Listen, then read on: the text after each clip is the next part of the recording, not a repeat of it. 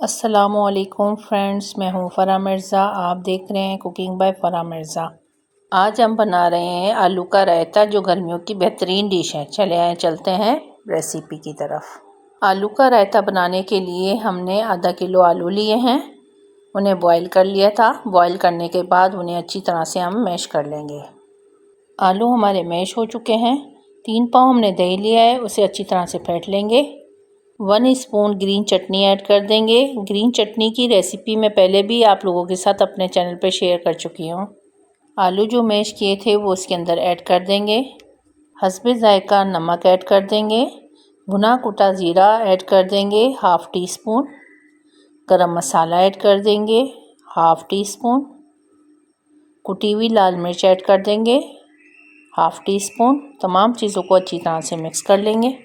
कटा हुआ पुदीना ऐड कर देंगे और मिक्स कर लेंगे।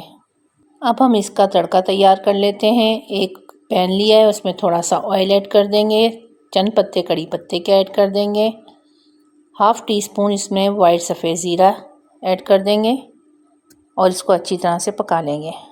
बघार हमारा रेडी हो चुका है। अब इसे रायते के ऊपर डाल देंगे। ये लीजिए, मज़ेदार आलू का रायता हमारा रेडी हो चुका है।